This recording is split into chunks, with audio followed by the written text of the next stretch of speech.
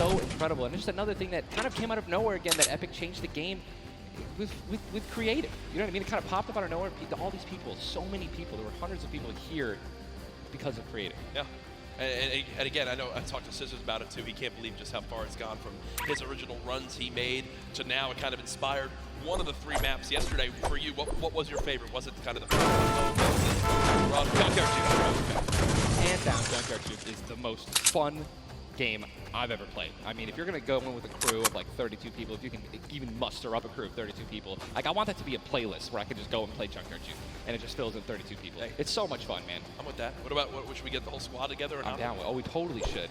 We should get a massive content creation squad and just go into that. It'd be the most funny thing in the world. Hey, I mean, there's nothing greater when you're a little teddy bear and you're just walking around like trying to make it in.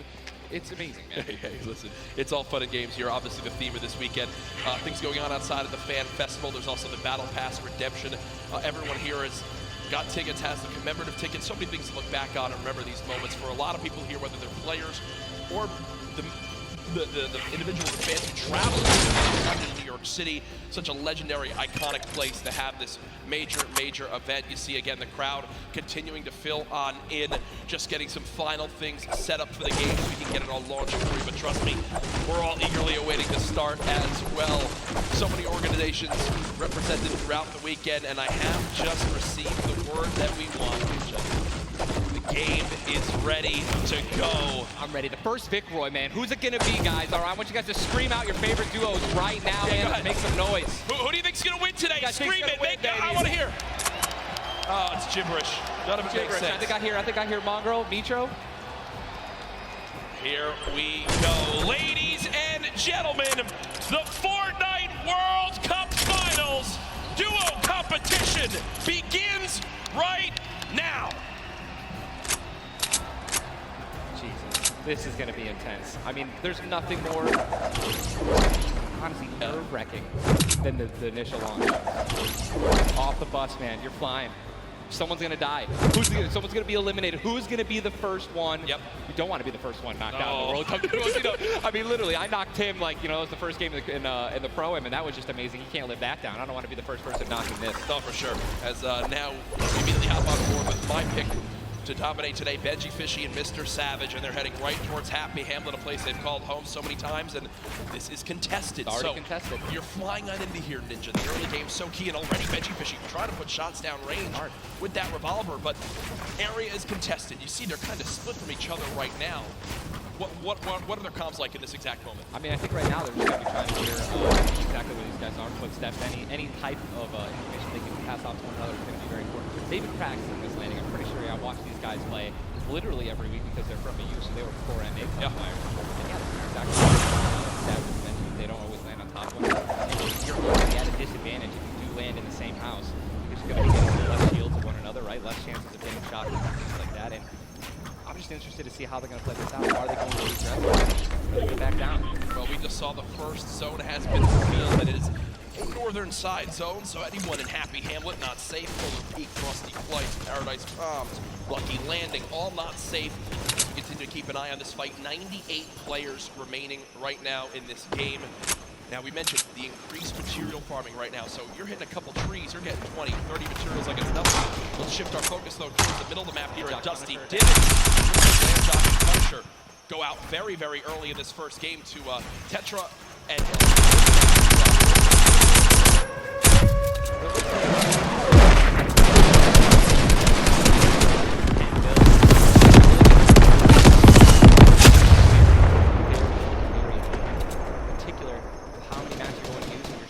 somebody, because if you make it there and they shoot you out and you have no mats, I mean, you're left with literally nothing to protect yourself with. And look at the advantage that you now have. You don't have any shields, but because he gets both, that's 50 shield per limb, putting him at max HP, and now he can completely change how he takes this fight. It's not like the normal games where you're still stuck at 100 health and you might second guess what you want to do, you might play a little more passively. No, because of those early limbs, they now have Dusty Divot to themselves. They push out the Asian duo, pushing towards that top Dusty Divot side of XXM and Mend. And now they're sitting pretty. Divot all to themselves. They've got metal galore here, as well as wood. That's one material that really be lacking in this scope. Yeah, definitely lacking stuff they can get at 500 metal, which is going to be their most valuable asset here, landing in Dusty. What I'm just interested to see is, you know, they have no rotation. Looking over there, so hopefully they find something that's going to help them rotate later. There are no balls that spawn in Dusty. There are no ballers. It's going to be very difficult to make the late game without shadow bombs. Another fight going on towards Fatal Fields, and with how little materials there are, you gotta think these players down low who are already just on light HP are in a tough spot, and there it is. Scarlet and his duo, Bell, get the quick elimination onto Brush, and that's gonna push back Brush's duo into Fatal Fields and try to hide for a brief moment. Another rough start right there. So much stone in Fatal Fields. I feel like Fatal Fields is a underrated landing spot. I think you can get everything at Fatal Fields. You definitely get wood and brick very quickly, and then there's definitely some metal that you can gather around. You know, there's a bunch of cars and things like that. Some tractors there in the sticks. But listen, man, I'm really curious as to why they're not pushing Sizz. Well, it's kind of a double-edged sword too, because yes, Sizz is by himself, but we've all experienced how easily you can hide in that brush there in the corner. Sizz lucky. These top players who land Fields know how to actually navigate the loop in the corner without breaking. So I need to break the corn every time. Right, same. I'm not good enough, no. But there's a certain path you can go on, and Sizz lucky will actually be able to go back and pick up Brush's start. You get brought back. Only at 100 HP and a common pistol. That will bring a lot of attention over. If you are Scarlet and Bell, are you sprint back over that fight? I think so. Now across the map, though. An engagement going out between KBB, Yuang, and their duo up against Vinny and Zekro, and there's the knock right there, Ninja. Drum shotgun's very powerful. It's definitely underrated. You can get inside something one by one right there. There's another knock with drum shotgun. Wreaking havoc. Yuang trying to take this wall. I think his teammate is not going to be there. He's got the shield. All he has to do is play this patient. I'm going to be pretty sure that these guys don't have that many materials, so just needs to spray it out and hopefully find a chance to take him down, but he's healing up. Yeah, Zekro has minis as well as big shield, so we'll be able to get back to full shield, and Yuang now in a tough spot. Why try to go? Zex definitely can interrupt this now. He took too long to start going with the res, but it looks like he's just going to be going for the reloads, taking his time. He might be dipping out, maybe trying to... He's definitely staying aggressive, but he's going to get the revive off, and now 2-on-1 again. Zekro staying confident though. No weapon right now, still at over 150 HP. The teammate has to be at 30 health. The wall comes through, trying to spray it, and it's not gonna happen. And you see Zekro right there, hands right to his head. Some solid damage done, but Yuang dropped down to 59 HP. But with that elimination, we'll bump back up to over 100. Very, very close right there, Ninja, with the drum shotgun. Very important is checking out the storm right now. A lot of these players, there's a lot. You guys can't see the screen, but there are plenty of people who are outside. They're going to have to start their rotations in. And this is actually where a lot of very talented players with their aim lose a lot of kills. This is actually my teammate and I's strategy. Trying to get to the spots where you can beam people who are going to be flying throughout the sky using a lot of the slipstreams. Little updates on Sizz lucky. Get the in Fatal. Back in play. Look at how slow this lobby is moving, folks. 92 players left, and a definite fan favorite here. Nate Hill and Funk of FaZe Clan currently set on up your lane unit. Indigenous, your landing spot that you went to with your duo reverse.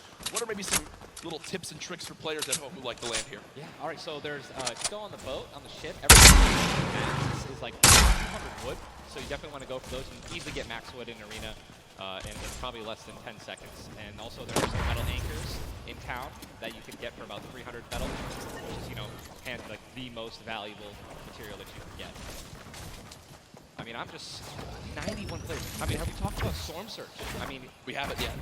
I was going to let that be a bridge when we cross it, but 91 people. I mean, we're gonna have Storm Search in every game. Yeah. I mean,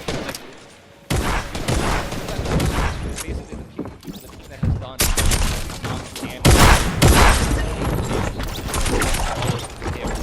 yes, and it tells the players on their screen what the damage threshold is. If you're used to playing at home, you probably have never experienced Storm Search in a normal game, but it is very common in competitive because everyone wants to last until late game, earn those extra points, and wind up getting those placement points to come on through. Watching Letwick and Quexy right now. It's so scrappy, Ninja. It's not your normal game where you get to loot up and freely grab everything you want. Here, I mean, look at the inventory. A common heavy assault rifle, 2 heavy bullets. Yeah, I mean, people are not going to be able to loot. They're not going to be able to loot normally. I mean, you have every single spot is definitely going to be contested or have talented players who are surrounding you. You got to be constantly worried about getting sniped on the side. All it takes is 2 seconds of being caught off guard, and you get dinged twice with an infantry rifle, and boom, there goes 160 health, man, just like that. 89 players left down in the lobby as Twiz and Cover H, the duo, get cut down. 45 duos remaining. The second zone has just been revealed, and again, Storm Surge will begin after that. I absolutely think it's going to happen. That will be for 70+ players, so keep that in mind as this goes on. Players who haven't really been they're going to be at a point where their hand is going to be forced. They're going to have to put on a little bit of aggression. You're going to see the game pick up just a little bit here. There's Snappy and Red Rush already in the next zone. They're more than happy to just farm up this metal structure and claim it as their own. They're actually very centralized as well. Yep. I mean, a really great strategy that you're going to see a lot of people looking at this weekend in solos and in duos is to just try to get in the dead center of the second zone and honestly just kind of pray that the circle is going to continue to rotate in your favor. I mean, I'm still looking at a lot of these guys' inventories. One guy just gets knocked in front of the he's going to try to save his team. It's not going to happen. But there's not a lot of rotation items. I haven't seen a lot of shockwave grenades. I haven't seen a lot of shadow bombs. I don't see any launch pads in any inventory. Yeah. It's going to be such a, like, rotations are going to be nuts. People are going to get lasered out of the sky. Ludwig now all by himself in a 1 versus 2 as his teammate did go down. You see Parpy and Volks still quite healthy between the two of them. Over 140 HP for both of them. Parpy still playing the slow ground, trying to spray out the opponent. And look at the material count for Volks. 135 total builds. It does look like Ludwig just kind of ran away, but I don't believe Ludwig was able to grab his teammate's reboot card. So will basically be by himself.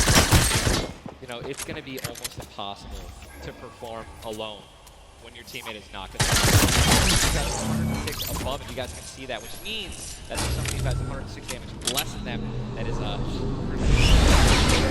need hits some people, deals some damage.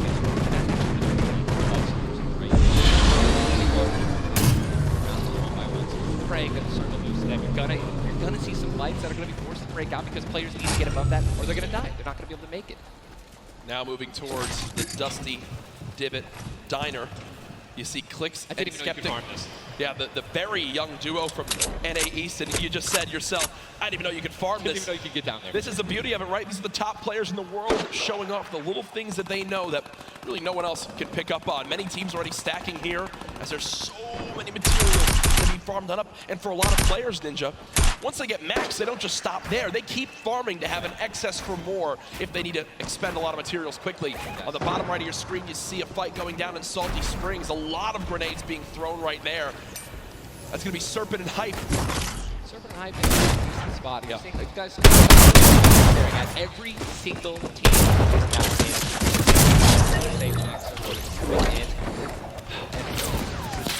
Double heavy sniper is in play. For those of you guys who do not know, a heavy sniper will take out a metal wall. It'll take out pretty much anything. It does 1,500 damage to structures. So if you have two teammates who have double heavy snipers, they can see a team line up a shot of somebody hiding in a 1-by-1 and be able to take them out. And that changes the game completely. Once you hear double heavy, you can no longer sit still ever. Or if you know where they're at, you have to make sure you have at least 2 walls of cover on that side to protect you from the inevitable double snipe. And when we say double snipe, it's as far as 1, 2, 3, shoot. And they both fire at the same time and catch you off guard. Yeah, exactly. No time to react. One thing you guys talked about are the rotation items. We got 6 shadows for this guy, and they have a baller, so they're sitting pretty up. These guys are in a great spot. Absolutely. And you see the zone did just update towards the northern side of this current storm. Storm Surge is now in play, so players beginning to drop. 80 players in total in this game. They will just rotate out of here. Hype and Serpent don't want the fight. And that's Jay now quite weak. With Storm Surge beginning to tick in. Quentin and Lanouf now having a fight as Storm Surge is attacking them as well. And you see it just kind of smites them down from the heavens, and there they go. Getting dropped by Storm Surge. Unfortunate for them, but again, with not enough damage done, they do fall.